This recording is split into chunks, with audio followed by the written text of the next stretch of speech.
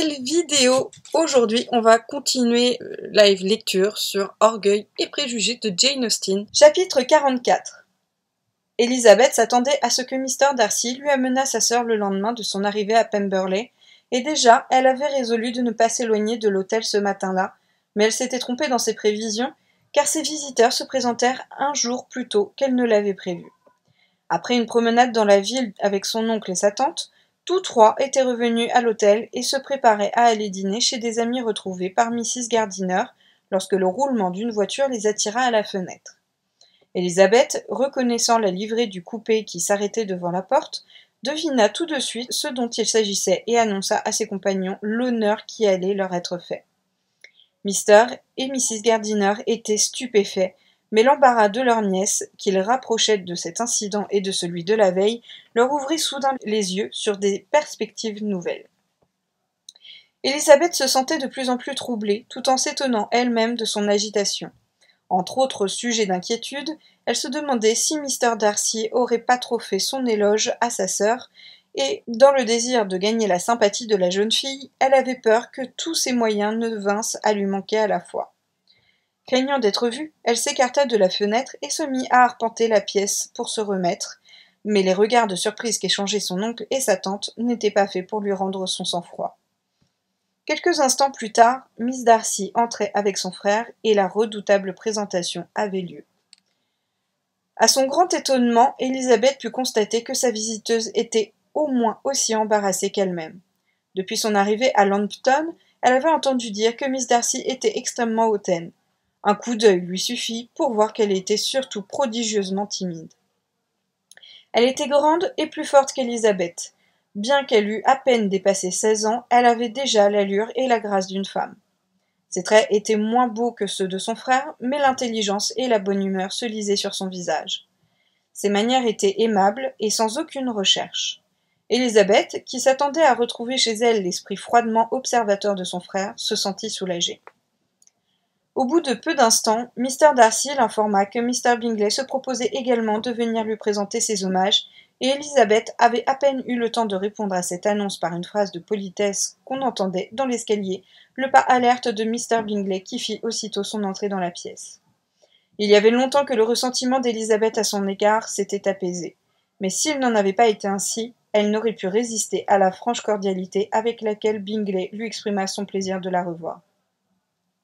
Il s'enquit de sa famille avec empressement, bien que sans nommer personne, et dans sa manière d'être comme dans son langage, il montra l'aisance aimable qui lui était habituelle.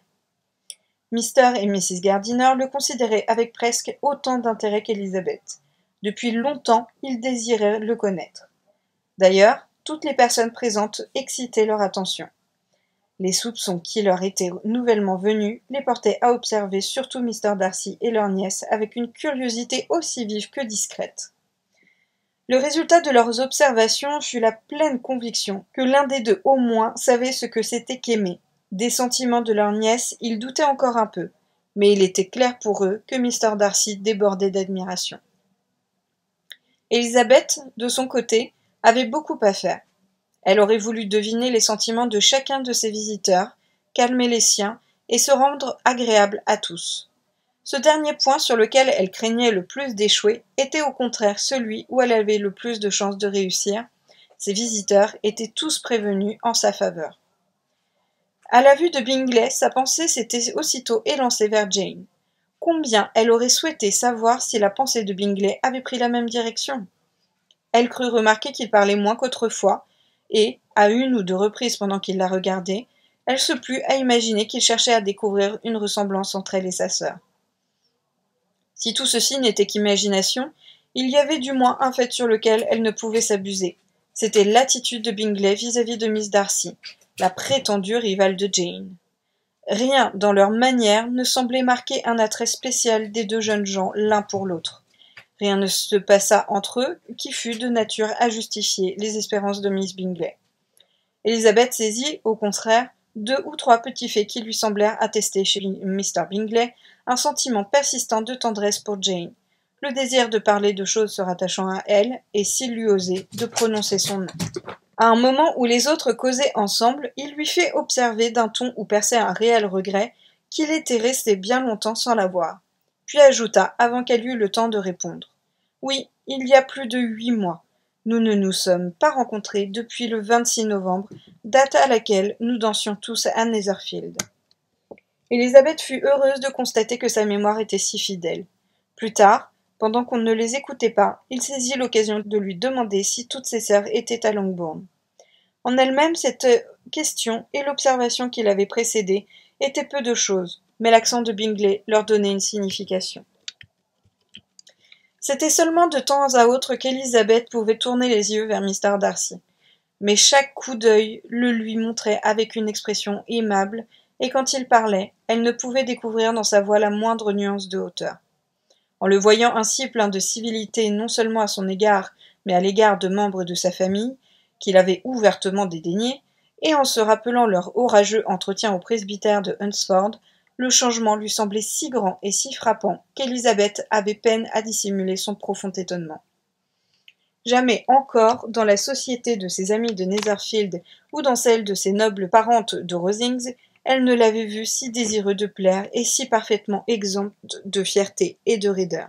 La visite se prolongea plus d'une demi-heure, et, en se levant pour prendre congé, Mr. Darcy pria sa sœur de joindre ses instances aux siennes pour demander à leurs hôtes de venir dîner à Pemberley avant de quitter la région.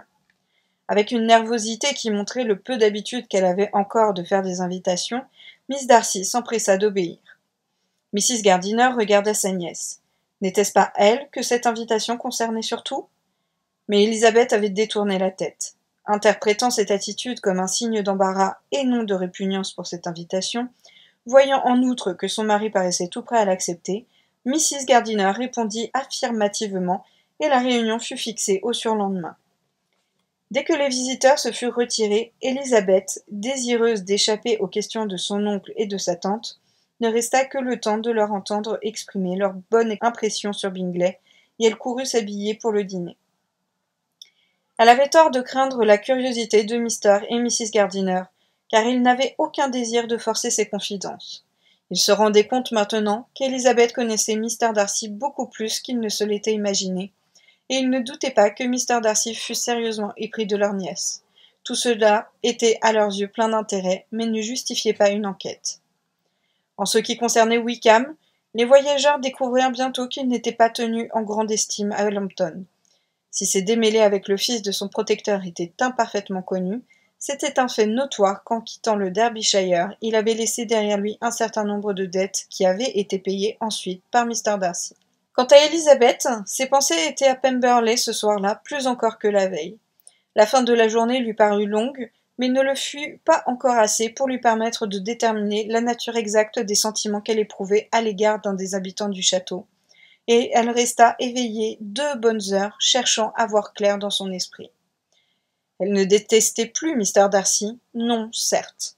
Il y avait longtemps que son aversion s'était dissipée, et elle avait honte maintenant de s'être laissée aller à un pareil sentiment. Depuis quelque temps déjà, elle avait cessé de lutter contre le respect que lui inspiraient ses indéniables qualités, et sous l'influence du témoignage qui lui avait été rendu la veille, et qui montrait son caractère sous un jour si favorable, ce respect se transformait en quelque chose d'une nature plus amicale. Mais au-dessus de l'estime, au-dessus du respect, il y avait en elle un motif nouveau de sympathie qui ne doit pas être perdu de vue. C'était la gratitude. Elle était reconnaissante à Darcy non seulement de l'avoir aimé, mais de l'aimer encore assez pour lui pardonner l'impétuosité et l'amertume avec lesquelles elle avait accueilli sa demande, ainsi que les accusations injustes qu'elle avait jointes à son refus. Elle eût trouvé naturel qu'il l'évitât comme une ennemie, et voici que, dans une rencontre inopinée, il montrait au contraire un vif désir de voir se renouer leur relation. De l'air le plus naturel, sans aucune assiduité indiscrète, il essayait de gagner la sympathie des siens et cherchait à la mettre elle-même en rapport avec sa sœur. L'amour seul, et un amour ardent, pouvait chez un homme aussi orgueilleux expliquer un tel changement, et l'impression qu'Élisabeth en ressentait était très douce, mais difficile à définir. Elle éprouvait du respect, de l'estime et de la reconnaissance. Elle souhaitait son bonheur. Elle aurait voulu seulement savoir dans quelle mesure elle désirait que ce bonheur dépendît d'elle, et si elle aurait raison d'user du pouvoir qu'elle avait conscience de posséder encore pour la mener à se déclarer de nouveau. Il avait été convenu le soir entre la tante et la nièce que l'amabilité vraiment extraordinaire de Miss Darcy, venant les voir le jour même de son arrivée, réclamait d'elle une démarche de politesse, et elles avaient décidé d'aller lui rendre visite à Pemberley le lendemain. Mr. Gardiner partit lui-même ce matin-là, peu après le breakfast. On avait reparlé la veille des projets de pêche, et il devait retrouver vers midi quelques-uns des hôtes du château au bord de la rivière. Chapitre 45. Convaincue maintenant que l'antipathie de Miss Bingley était uniquement l'effet de la jalousie, Elizabeth songeait que son arrivée à Pemberley ne causerait à celle-ci aucun plaisir, et elle se demandait avec curiosité en quels termes elles allaient renouer connaissance. À leur arrivée, on leur fit traverser le hall pour gagner le salon. Cette pièce, exposée au nord, était d'une fraîcheur délicieuse. Par les fenêtres ouvertes, on voyait les hautes collines boisées qui s'élevaient derrière le château, et, plus près, des chênes et des châtaigniers magnifiques se dressant çà et là sur une pelouse. Les visiteuses y furent reçues par Miss Darcy qui s'y trouvait en compagnie de Mrs. Hurst, de Miss Bingley et de la personne qui lui servait de chaperon à Londres. L'accueil de Georgiana fut plein de politesse, mais empreint de cette gêne causée par la timidité qui pouvait donner à ses inférieurs une impression de hautaine réserve. Mrs. Gardiner et sa nièce, cependant, lui rendirent justice tout en compatissant à son embarras. Mrs. Hurst et Miss Bingley les honorèrent simplement d'une révérence, et, lorsqu'elles furent assises, il y eut un silence, embarrassant comme tous les silences, qui dura quelques instants. Ce fut Mrs. Annesley, personne d'aspect sympathique et distingué, qui le rompit, et ses efforts pour trouver quelque chose d'intéressant à dire montrèrent la supériorité de son éducation sur celle de ses compagnes. La conversation parvint à s'établir entre elle et Mrs. Gardiner avec un peu d'aide du côté d'Elizabeth. Miss Darcy paraissait désireuse d'y prendre part et risquait de temps à autre une courte phrase quand elle avait le moins de chances d'être entendue. Elizabeth s'aperçut bientôt qu'elle était étroitement observée par Miss Bingley et qu'elle ne pouvait dire un mot à Miss Darcy sans attirer immédiatement son attention. Cette surveillance ne l'aurait pas empêchée d'essayer de causer avec Georgiana sans la distance incommode qui les séparait l'une de l'autre. Mais Elizabeth ne regrettait pas d'être dispensée de parler beaucoup. Ses pensées suffisaient à l'occuper. À tout moment, elle s'attendait à voir apparaître le maître de la maison et ne savait si elle le souhaitait ou si elle le redoutait davantage. Après être restée un quart d'heure sans ouvrir la bouche, Miss Bingley surprit Elizabeth en la questionnant d'un ton froid sur la santé de sa famille. Ayant reçu une réponse aussi brève et aussi froide, elle retomba dans son mutisme. L'arrivée de domestiques apportant une collation composée de viande froide, de gâteaux et des plus beaux fruits de la saison amena une diversion. Il y avait là de quoi occuper agréablement tout le monde, et de belles pyramides de raisins, de pêches et de brugnons rassemblèrent toutes les dames autour de la table. À cet instant, Elizabeth put être fixée sur ses sentiments par l'entrée de Mr. Darcy dans le salon. Il revenait de la rivière où il avait passé quelque temps avec Mr. Gardiner et 2 ou 3 autres du château, et les avait quittés seulement quand il avait appris que Mrs. Gardiner et sa nièce se proposaient de faire visite à Georgiana. Dès qu'il apparut, Elizabeth prit la résolution de se montrer parfaitement calme et naturelle, résolution d'autant plus sage, sinon plus facile à tenir, qu'elle sentait éveiller les soupçons de toutes les personnes présentes et que tous les yeux étaient tournés vers Mr. Darcy dès son entrée pour observer son attitude. Aucune physionomie ne reflétait une curiosité plus vive que celle de Miss Bingley, en dépit des sourires qu'elle prodiguait à l'un de ceux qui en étaient l'objet, car la jalousie ne lui avait pas enlevé tout espoir et son empressement auprès de Mr. Darcy restait le même.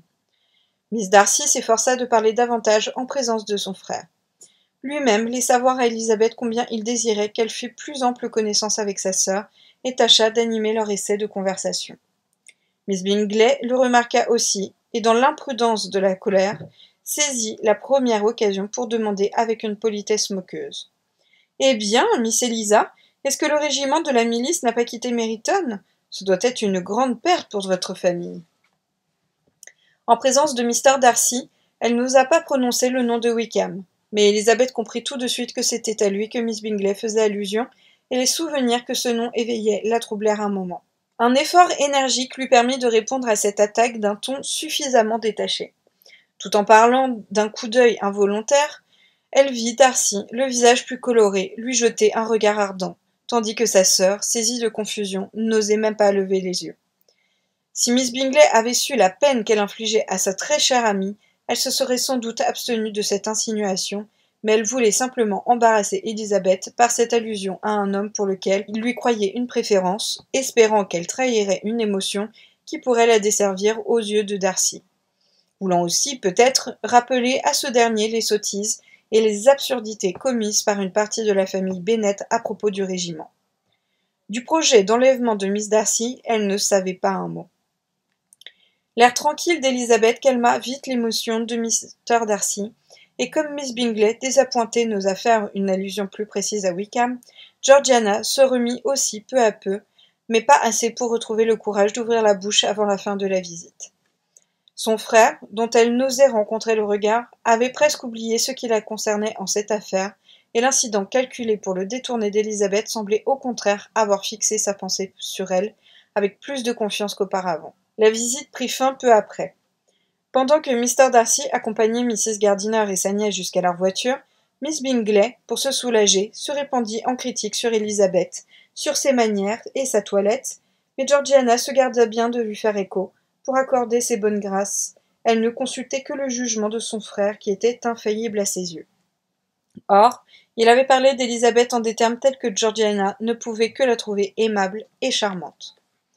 Quand Darcy rentra au salon, Miss Bingley ne put s'empêcher de lui répéter une partie de ce qu'elle venait de dire à sa sœur.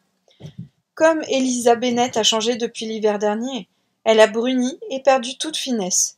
Nous disions à l'instant, Louisa et moi, que nous ne l'aurions pas reconnue.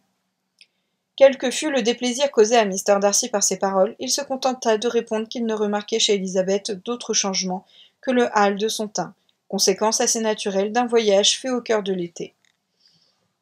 Pour ma part, répliqua Miss Bingley, j'avoue que je n'ai jamais pu découvrir chez elle le moindre attrait. Elle a le visage trop mince, le teint sans éclat, ses traits n'ont aucune beauté, son nez manque de caractère, et quant à ses yeux, que j'ai entendu parfois tellement vanter, je ne leur trouve rien d'extraordinaire. Ils ont un regard perçant et désagréable que je n'aime pas du tout, et toute sa personne respire une suffisance intolérable. Convaincue comme elle l'était de l'admiration de Darcy pour Élisabeth, Miss Bingley s'y prenait vraiment bien mal pour lui plaire. Mais la colère est souvent mauvaise conseillère, et tout le succès qu'elle obtint, et qu'elle méritait, fut d'avoir blessé Darcy. Il gardait toutefois un silence obstiné, et, comme si elle avait résolu à toute fin de le faire parler, elle poursuivit. Quand nous l'avons vue pour la première fois en Hertfordshire, je me rappelle à quel point nous avions été surprises d'apprendre qu'elle était considérée là-bas comme une beauté. Je vous entends encore nous dire, un jour où elle était venue à Netherfield, « Jolie, Miss Bennet, autant dire que sa mère est une femme d'esprit. » Cependant, elle a paru faire ensuite quelques progrès dans votre estime, et il fut même un temps, je crois, où vous la trouviez assez bien. En effet, répliqua Darcy, incapable de se contenir plus longtemps. Mais c'était au commencement, car voilà bien des mois que je la considère comme une des plus jolies femmes de ma connaissance. Là-dessus, il sortit, laissant Miss Bingley savourer la satisfaction de lui avoir fait dire ce qu'elle désirait le moins entendre. Mrs. Gardiner et Élisabeth, pendant leur retour, parlèrent de tout ce qui s'était passé pendant la visite, excepté de ce qui les intéressait davantage l'une et l'autre. Elles échangèrent leurs impressions sur tout le monde, sauf sur celui qui les occupait le plus. Elles parlèrent de sa sœur, de ses amis, de sa maison, de ses fruits, de tout, excepté de lui-même. Cependant, Élisabeth brûlait de savoir ce que sa tante pensait de Mr. Darcy, et Mrs. Gardiner aurait été infiniment reconnaissante à sa nièce si elle avait entamé ce sujet la première. Chapitre 46. Élisabeth avait été fort désappointée en arrivant à Lambton de ne pas y trouver une lettre de Jane, et chaque courrier avait renouvelé cette déception. Le matin du 3e jour, cependant, l'arrivée de 2 lettres à la fois mit fin à son attente. L'une des 2 lettres, dont l'adresse était fort mal écrite, avait pris une mauvaise direction, ce qui expliquait le retard. Son oncle et sa tante, qui s'apprêtaient à l'emmener faire une promenade, sortirent seuls pour lui permettre de prendre tranquillement connaissance de son courrier. Élisabeth ouvrit en premier la lettre égarée qui datait déjà de 5 jours. Jane lui racontait d'abord leur dernière réunion et les menues nouvelles locales.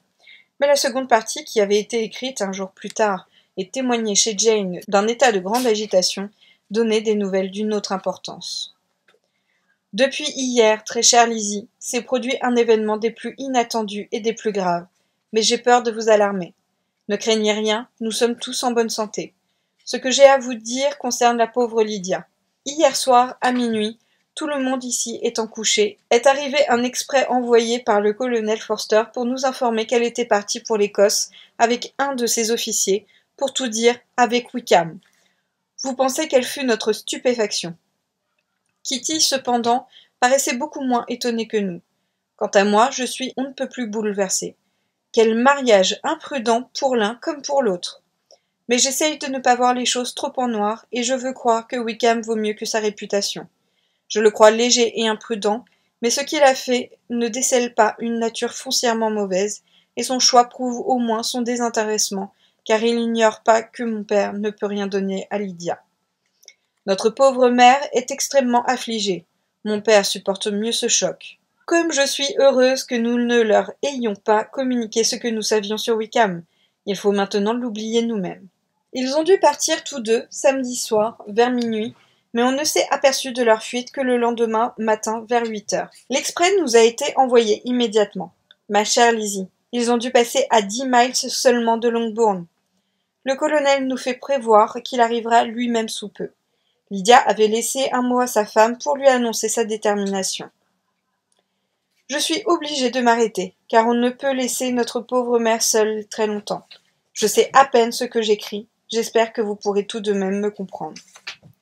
Sans s'arrêter une seconde pour réfléchir, et se rendant à peine compte de ce qu'elle éprouvait, Élisabeth saisit la seconde lettre et l'ouvrit fébrilement.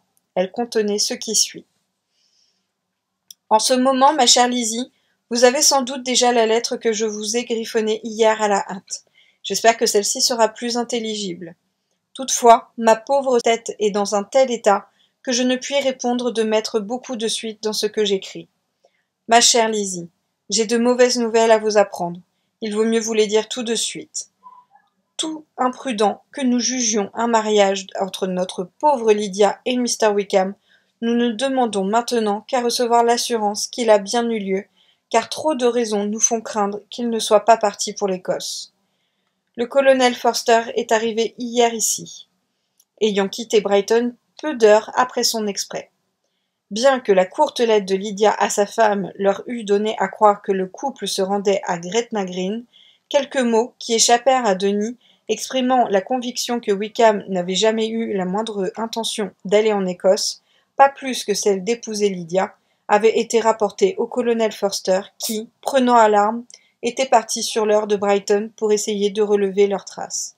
Il avait pu les suivre facilement jusqu'à Clapham, mais pas plus loin, car, en arrivant dans cette ville, ils avaient abandonné la chaise de poste qui les avait emmenés à Depson pour prendre une voiture de louage.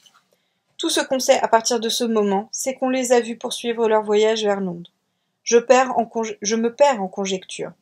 Après avoir fait toutes les enquêtes possibles de ce côté, le colonel Forster a pris la route de Longbourn en les renouvelant à toutes les barrières et toutes les auberges de Barnet et de Hatfield.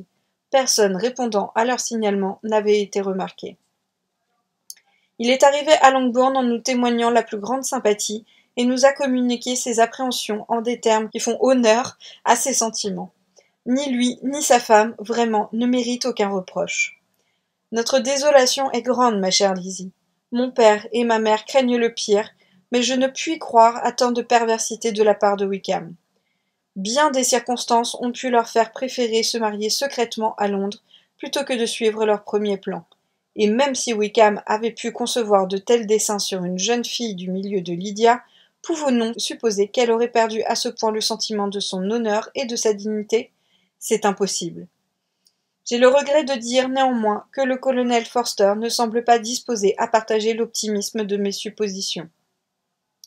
Il a secoué la tête lorsque je les ai exprimées devant lui, et m'a répondu qu'il craignait qu'on ne pût avoir aucune confiance en Wickham. Ma pauvre maman est réellement malade et garde la chambre. Si elle pouvait prendre un peu d'empire sur elle-même, mais il n'y faut pas compter. Quant à notre père, de ma vie, je ne l'ai jamais vu aussi affecté. La pauvre Kitty s'en veut d'avoir dissimulé cette intrigue, mais peut-on lui reprocher d'avoir gardé pour elle une confidence faite sous le sceau du secret? Je suis heureuse, ma chère Lizzie, que vous ayez échappé à ces scènes pénibles, mais maintenant que le premier choc est reçu, j'avoue qu'il me tarde de vous voir de retour. Je ne suis pas assez égoïste, cependant, pour vous presser de revenir plus tôt que vous ne le souhaitez. Adieu. Je reprends la plume pour vous prier de faire ce qu'à l'instant je n'osais vous demander. Les circonstances sont telles que je ne puis m'empêcher de vous supplier de revenir tout aussitôt que possible. Je connais assez mon oncle et ma tante pour ne pas craindre de leur adresser cette prière. J'ai encore une autre demande à faire à mon oncle. Mon père part à l'instant avec le colonel Forster pour Londres, où il veut essayer de découvrir Lydia. Par quels moyens, je l'ignore, mais son extrême désarroi l'empêchera, je le crains, de prendre les mesures les plus judicieuses, et le colonel Forster est obligé d'être de retour à Brighton demain soir. Dans une telle conjoncture, les conseils et l'aide de mon oncle lui seraient infiniment utiles. Il comprendra mon sentiment, et je m'en remets à sa grande bonté. Mon oncle! Oui, mon oncle! S'écria Élisa après avoir achevé sa lecture, s'élançant pour courir à sa recherche sans perdre une minute. Elle arrivait à la porte lorsque celle-ci fut ouverte par un domestique et livra passage à Mr. Darcy. La pâleur de la jeune fille et son air agité le firent tressaillir, mais avant qu'il eût pu se remettre de sa surprise et lui adresser la parole, Élisabeth, qui n'avait plus d'autre pensée que celle de Lydia, s'écria. « Pardonnez-moi, je vous en prie, si je suis obligée de vous quitter, mais il faut que je trouve à l'instant Mr. Gardiner pour une affaire extrêmement urgente. Je n'ai pas un instant à perdre. » « Grand Dieu, qu'avez-vous donc » s'écria Darcy avec plus de sympathie que de discrétion. Puis, se reprenant. « Je ne vous retiendrai pas un instant, mais permettez que ce soit moi, ou bien votre domestique, qui aille chercher Mr. et Mrs. Gardiner. Vous êtes incapable d'y aller vous-même. » Élisabeth hésita, mais ses jambes se dérobaient sous elle, et, comprenant qu'il n'y avait aucun avantage à faire elle-même cette recherche, elle rappela le domestique, et, d'une voix haletante, à peine intelligible, elle lui donna l'ordre de ramener ses maîtres au plus vite. Dès qu'il fut parti, elle se laissa tomber sur un siège, l'air si défait que Darcy ne put se résoudre à la quitter, ni s'empêcher de lui dire d'un ton plein de douceur et de commisération. « Laissez-moi appeler votre femme de chambre. N'y a-t-il rien que je puisse faire pour vous procurer quelque soulagement? Un peu de vin, peut-être. Je vais aller vous en chercher. Vous êtes toute pâle. » « Non, je vous remercie, répondit Élisabeth en tâchant de se remettre. Je vous assure que je n'ai rien. Je suis seulement bouleversée par des nouvelles désolantes que je viens de recevoir de Longbourn. » En parlant ainsi, elle fondit en larmes et, pendant quelques minutes, se trouva dans l'impossibilité de continuer. Darcy, anxieux et désolé, ne put que murmurer quelques mots indistincts sur sa sympathie et la considérer avec une muette compassion. À la fin, elle put reprendre. « Je viens de recevoir une lettre de Jane avec des nouvelles lamentables. Ma jeune sœur a quitté ses amis. Elle s'est enfuie avec. Elle s'est livrée au pouvoir de Mr. Wickham. Vous le connaissez assez pour soupçonner le reste. Elle n'a ni dot, ni situation, ni rien qui puisse le tenter. Elle est perdue à jamais. » Darcy restait immobile et muet d'étonnement. « Quand je pense, ajouta-t-elle d'une voix encore plus agitée, que j'aurais pu empêcher un pareil malheur, moi qui savais ce qu'il valait. Si j'avais seulement répété chez moi une partie de ce que je savais, si on l'avait connu pour ce qu'il était, cela ne serait pas arrivé.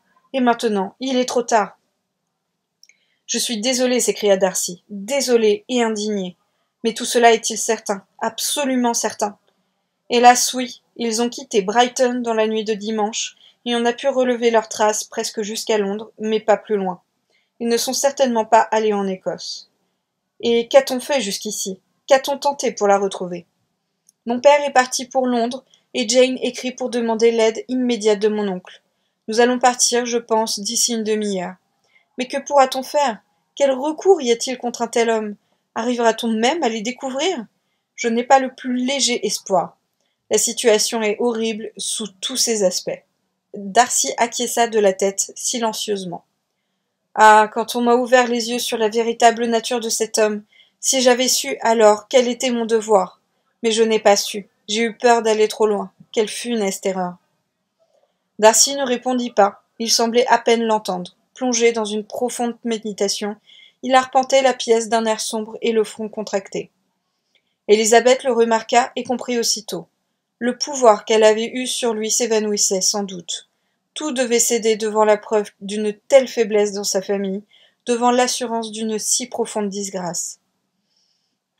Elle ne pouvait pas plus s'en étonner que condamner Darcy, mais la conviction qu'il faisait effort pour se ressaisir n'apportait aucun adoucissement à sa détresse. D'autre part, c'était pour elle le moyen de connaître la véritable nature des sentiments qu'elle éprouvait à son égard. Jamais encore elle n'avait senti qu'elle aurait pu l'aimer comme en cet instant où l'aimer devenait désormais chose vaine. Mais elle ne pouvait songer longtemps à elle-même. Lydia, l'humiliation et le chagrin qu'elle leur infligeait à tous eurent au fait d'écarter toute autre préoccupation. Et, plongeant sa figure dans un mouchoir, Élisabeth perdit de vue tout le reste. Après quelques minutes, elle fut rappelée à la réalité par la voix de son compagnon. D'un accent qui exprimait la compassion, mais aussi une certaine gêne, il lui disait « J'ai peur, en restant près de vous, de m'être montré indiscret. Je n'ai aucune excuse à invoquer, sinon celle d'une très réelle mais bien vaine sympathie. Plût à Dieu qu'il fût en mon pouvoir de vous apporter quelque soulagement dans une telle détresse. Mais je ne veux pas vous importuner de souhaits inutiles et qui sembleraient réclamer votre reconnaissance. Ce malheureux événement, je le crains, va priver ma sœur du plaisir de vous voir à Pemberley aujourd'hui. Hélas oui, soyez assez bon pour exprimer nos regrets à Miss Darcy. Dites que des affaires urgentes nous rappellent immédiatement. Dissimulez la triste vérité tant qu'elle ne sera pas ébruitée. Je sais que ce ne sera pas pour bien longtemps. » Il l'assura de sa discrétion, exprima encore une fois la part qu'il prenait à son chagrin, souhaita une conclusion plus heureuse que les circonstances présentes ne le faisaient espérer, et, l'enveloppant d'un dernier regard, prit congé d'elle. Au moment où il disparaissait, Élisabeth se dit qu'ils avaient bien peu de chance de se rencontrer de nouveau dans cette atmosphère de cordialité qui avait fait le charme de leurs entrevues en Derbyshire. Au souvenir de leurs rapports si divers et si pleins de revirements, elle songea en soupirant à ces étranges vicissitudes de sentiments qui lui faisaient souhaiter maintenant la continuation de ces rapports après l'avoir amené jadis à se réjouir de leur rupture. Elle voyait partir Darcy avec regret, et cet exemple immédiat des conséquences que devait avoir la conduite de Lydia lui fut, au moins au milieu de ses réflexions, une nouvelle cause d'angoisse. Depuis qu'elle avait lu la seconde lettre, elle n'avait plus le moindre espoir quant à l'honnêteté des intentions de Wickham et à son dessein d'épouser Lydia. Il fallait être Jane pour se flatter d'une telle illusion. Tant qu'elle n'avait connu que le contenu de la première lettre, elle s'était demandé avec une surprise indicible comment Wickham pouvait avoir l'idée d'épouser une jeune fille qu'il savait sans fortune. Que Lydia eût pu se l'attacher lui semblait également incompréhensible. Mais tout s'expliquait maintenant. Pour ce genre d'attachement, Lydia avait suffisamment de charme. Certes, Élisabeth ne pensait pas que celle-ci eût pu consentir à un enlèvement où il n'aurait pas été question de mariage. Mais elle se rendait compte aisément que ni la vertu, ni le bon sens ne pouvaient empêcher sa sœur de devenir une proie facile. Il lui tardait maintenant d'être de retour. Elle brûlait d'être sur les lieux, de pouvoir se renseigner et de partager avec sa sœur les soucis qui, dans une maison aussi bouleversée et en l'absence du père, devaient retomber uniquement sur Jane. Malgré sa crainte de voir rester vains les efforts tentés pour sauver Lydia, elle estimait l'intervention de son oncle de la plus haute importance et attendait son retour dans la plus douloureuse agitation. Mr. et Mrs. Gardiner arrivèrent tout effrayés, le rapport du domestique leur ayant fait croire que leur nièce se trouvait subitement malade. Elle les rassura sur ce point et leur communiqua immédiatement les 2 lettres de Jane. D'une voix tremblante d'émotion, elle souligna le post-scriptum de la seconde. L'affliction de Mr. et de Mrs. Gardiner fut profonde. Bien que Lydia n'eût jamais été leur favorite, mais il ne s'agissait pas d'elle seule. Sa disgrâce atteignait toute sa famille. Après les premières exclamations de surprise et d'horreur, Mr. Gardiner promit sans hésiter tout son concours. Sa nièce, bien qu'elle n'attendît pas moins de lui, le remercia avec des larmes de reconnaissance. Tous 3 se trouvant animés du même esprit, leurs dispositions en vue du départ furent prises rapidement. Il fallait se remettre en route aussi vite que possible. « Et notre invitation à Pemberley, qu'allons-nous faire à ce sujet » s'écria Mrs. Gardiner. « John nous a dit que Mr. Darcy était présent quand vous l'avez envoyé nous chercher. Est-ce bien exact ?»« Parfaitement, et je lui ai dit que nous ne pourrions tenir notre engagement. Tout est réglé de ce côté. » « Qu'est-ce qui est réglé ?» se demandait la tante, en courant à sa chambre pour se préparer au départ. « Sont-ils dans des termes tels qu'elle ait pu lui découvrir la vérité ? Je donnerais beaucoup pour savoir ce qui s'est passé entre eux. » Si Elizabeth avait eu le loisir de rester inactive, elle se serait sûrement crue incapable de faire quoi que ce fût dans le désarroi où elle se trouvait, mais elle dut aider sa tante dans ses préparatifs qui comprenaient l'obligation d'écrire à tous leurs amis de Lambton afin de leur donner une explication plausible à leur départ subit. En 1 heure, cependant, tout fut terminé, et Mr. Gardiner ayant pendant ce temps réglé ses comptes à l'hôtel, il n'y eut plus qu'à partir. Après cette dure matinée, Elizabeth se trouva, en moins de temps qu'elle ne l'aurait supposé, installée en voiture et sur la route de Longbourn. Chapitre 47. Plus je réfléchis à cette affaire, Elizabeth, lui dit son oncle comme il quittait la ville, plus j'incline à penser comme votre sœur aînée. Il me semble si étrange qu'un jeune homme ait pu former un tel dessein sur une jeune fille qui n'est pas, certes, sans protecteur et sans amis, et qui, de plus, résidait dans la famille de son colonel, que je suis très enclin à adopter la supposition la plus favorable. Wickham pouvait-il s'attendre à ce que la famille de Lydia n'intervînt pas, ou pouvait-il ignorer qu'il serait mis au ban de son régiment après un tel affront fait au colonel Forster? Le risque serait hors de proportion avec le but. Le croyez-vous vraiment s'écria Elizabeth dont le visage s'éclaira un instant. Pour ma part, s'écria Mrs. Gardiner, je commence à être de l'avis de votre oncle. Il y aurait là un trop grand oubli de la bienséance, de l'honneur et de ses propres intérêts pour que Wickham puisse en être accusé. Vous-même, Lizzie, avez-vous perdu toute estime pour lui au point de l'en croire capable? Capable de négliger ses intérêts? Non, je ne le crois pas. Mais de négliger tout le reste? Oui, certes. Si cependant tout était pour le mieux? Mais je n'ose l'espérer. Pourquoi, dans ce cas, ne serait-il pas parti pour l'Écosse?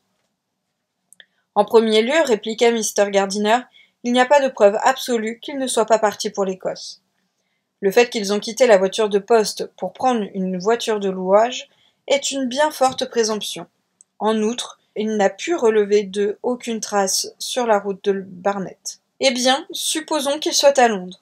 Ils peuvent y être pour se cacher, mais sans autre motif plus blâmable.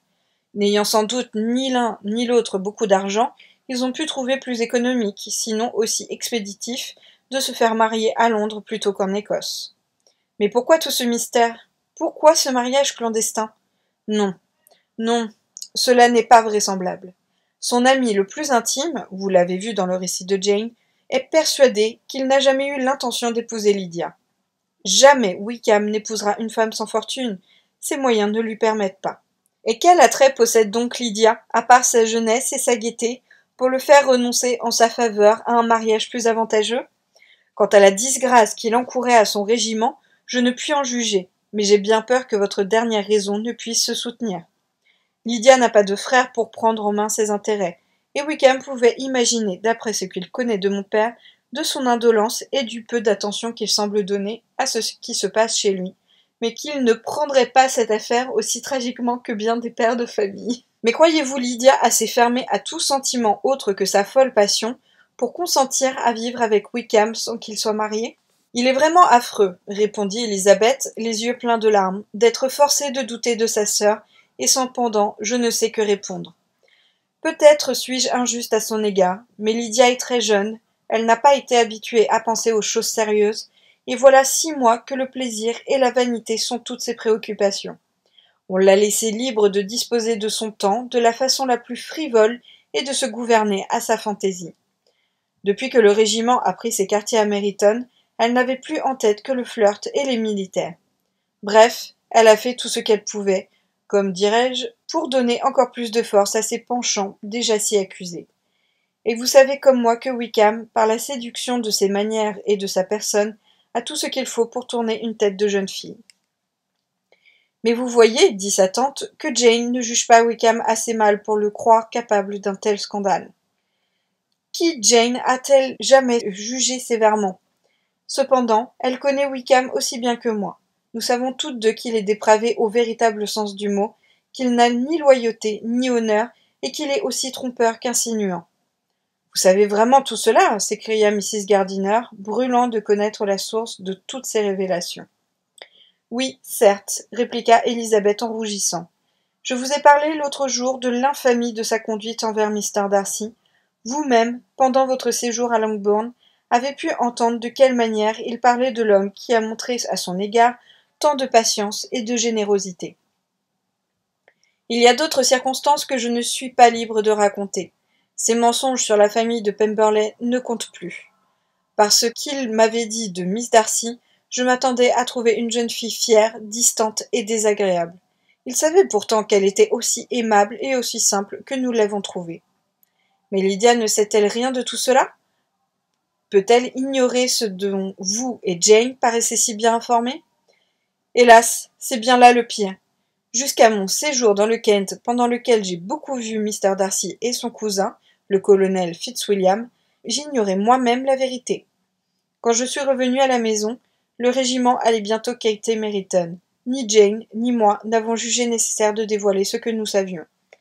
Quand il fut décidé que Lydia irait avec les Forster à Brighton, la nécessité de lui ouvrir les yeux sur le véritable caractère de Wickham ne m'est pas venue à l'esprit.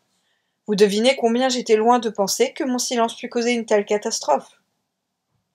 Ainsi, au moment du départ pour Brighton, vous n'aviez aucune raison de les croire épris l'un de l'autre? Aucune, ni d'un côté ni de l'autre, je ne puis me rappeler le moindre indice d'affection. Pourtant, si quelque chose de ce genre avait été visible, vous pensez que dans une famille comme la nôtre, on n'aurait pas manqué de s'en apercevoir. Lors de l'arrivée de Wickham à Meryton, Lydia était certes pleine d'admiration pour lui, mais elle n'était pas la seule, puisqu'elle avait fait perdre la tête à toutes les jeunes filles de Meryton et des environs. Lui-même, de son côté, n'avait paru distinguer Lydia par aucune attention particulière. Aussi, après une courte période d'admiration effrénée, le caprice de Lydia s'était éteint, et elle avait rendu sa préférence aux officiers qui se montraient plus assidus auprès d'elle. On s'imagine facilement que tel fut l'unique sujet de conversation durant tout le temps du voyage, bien qu'il n'y eût, dans tout ce qu'ils disaient, rien qui fût de nature à donner plus de force à leurs craintes et à leur espoir. Le trajet se fit avec toute la rapidité possible. En voyageant toute la nuit, ils réussirent à atteindre Longbourn le jour suivant, à l'heure du dîner. C'était un soulagement pour Élisabeth de penser que l'épreuve d'une longue attente serait épargnée à Jane. Attirés par la vue de la chaise de poste, les petits Gardiner se pressaient sur les marches du perron lorsqu'elle franchit le portail, et au moment où elle s'arrêta, leur joyeuse surprise se traduisit par des gambades et des culbutes. Élisabeth avait déjà sauté de la voiture et, leur donnant à chacun un baiser hâtif, s'était élancée dans le vestibule où elle rencontra Jane qui descendait en courant de l'appartement de sa mère.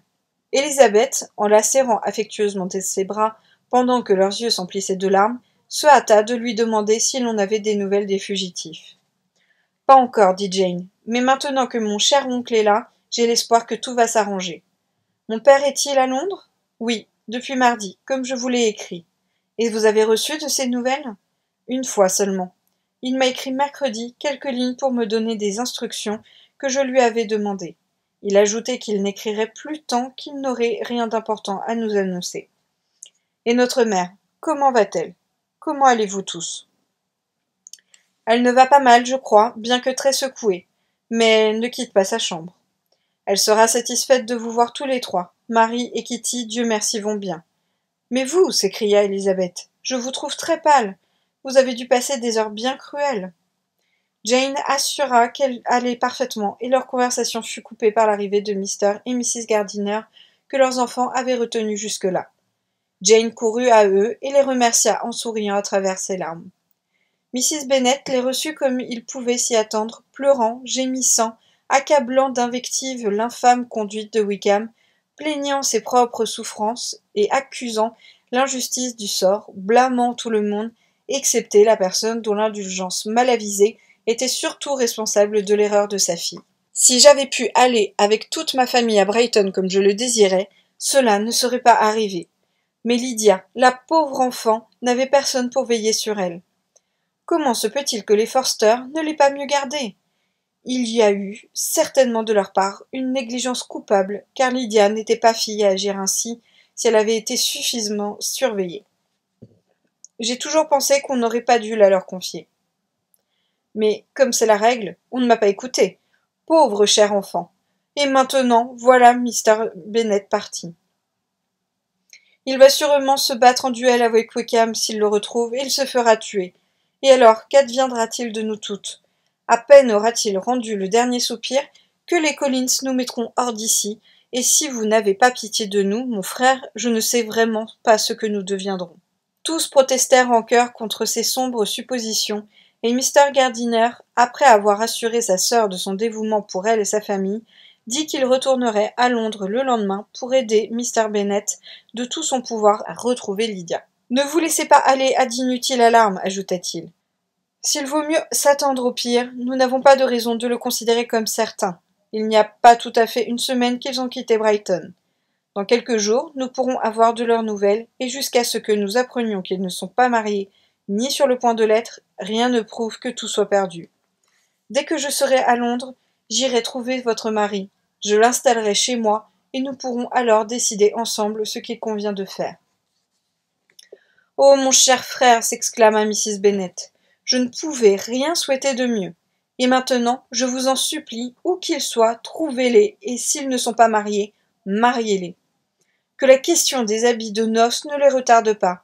Dites seulement à Lydia qu'aussitôt mariée, elle aura tout l'argent nécessaire pour les acheter. Mais par-dessus tout, empêchez Mr. Bennet de se battre. Dites-lui dans quel état affreux vous m'avez vue, à moitié morte de peur, avec de telles crises de frissons, de spasmes dans le côté, de douleurs dans la tête et de palpitations, que je ne puis me reposer ni jour ni nuit. Dites encore à cette chère Lydia de ne pas prendre de décision pour ses achats de toilette avant de m'avoir vue, parce qu'elle ne connaît pas les meilleures maisons. Oh, mon frère, que vous êtes bon! Je sais qu'on peut compter sur vous pour tout arranger. » Mr. Gardiner l'assura de nouveau de son vif désir de l'aider et lui recommanda la modération dans ses espoirs aussi bien que dans ses craintes. La conversation continua ainsi jusqu'à l'annonce du dîner. Alors ils descendirent tous, laissant Mrs. Bennet s'épancher dans le sein de la femme de charge qui la soignait en l'absence de ses filles. Bien que la santé de Mrs. Bennet ne parût pas réclamer de telles précautions, son frère et sa belle-sœur ne cherchèrent pas à la persuader de quitter sa chambre, car ils savaient qu'elle était incapable de se taire à table devant les domestiques, et ils jugeaient préférable qu'une seule personne, la servante en qui l'on pouvait avoir le plus confiance, reçût la confidence de ses craintes et de ses angoisses. Dans la salle à manger, ils furent bientôt rejoints par Mary et Kitty, que leur occupation avait empêché de paraître plus tôt.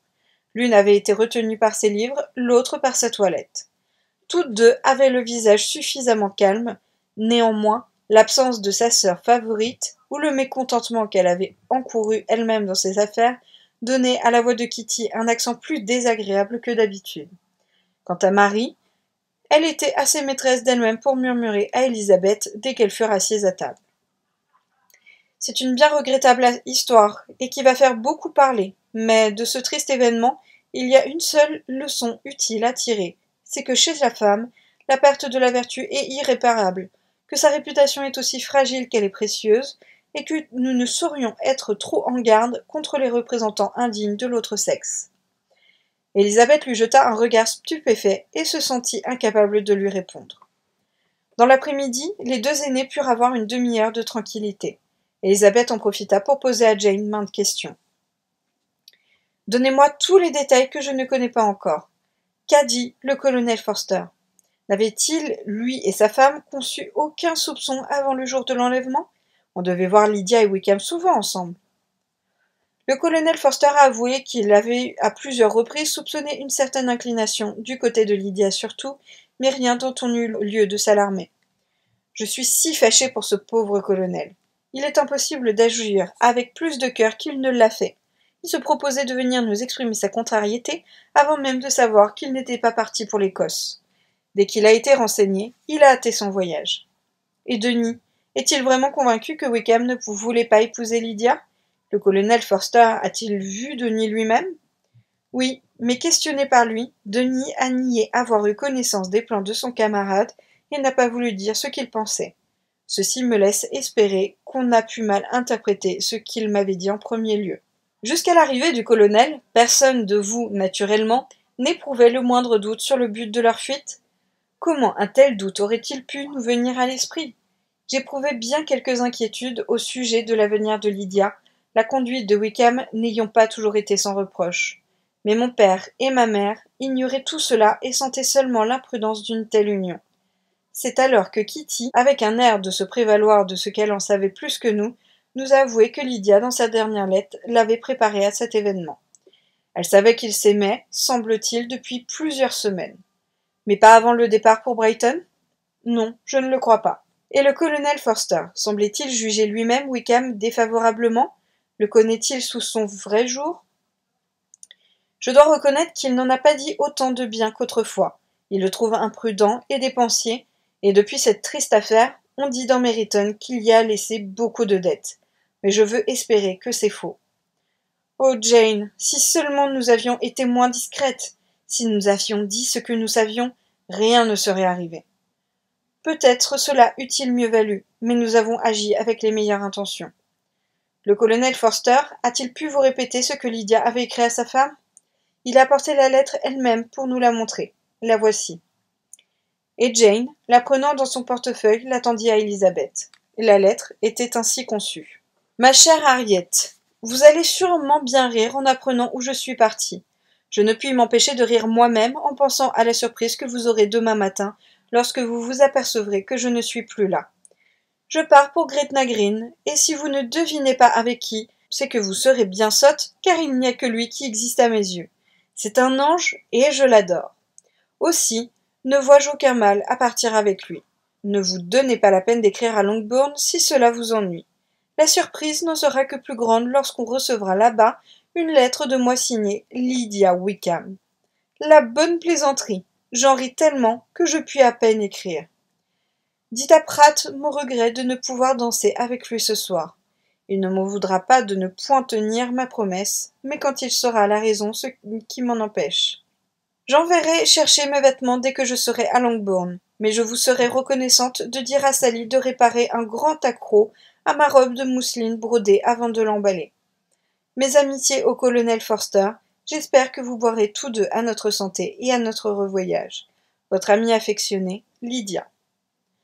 Et cervelée, insouciante Lydia, s'écria Elizabeth. Écrire une telle lettre dans un moment pareil. Toutefois, ceci nous montre que de son côté, il n'y avait pas de honteuses intentions. Mon pauvre père, quel coup pour lui! Il a été positivement atterré. Pendant quelques minutes, il est resté sans pouvoir articuler une syllabe. Ma mère s'est trouvée mal, et la maison a été dans un état de confusion indescriptible. Oh Jane, s'écria Elizabeth, y a-t-il un seul de nos domestiques qui n'ait tout connu avant la fin de la journée ? Je ne sais. Il est bien difficile d'être sur ses gardes en de tels moments. Notre mère avait des attaques de nerfs et je faisais tout mon possible pour la soulager.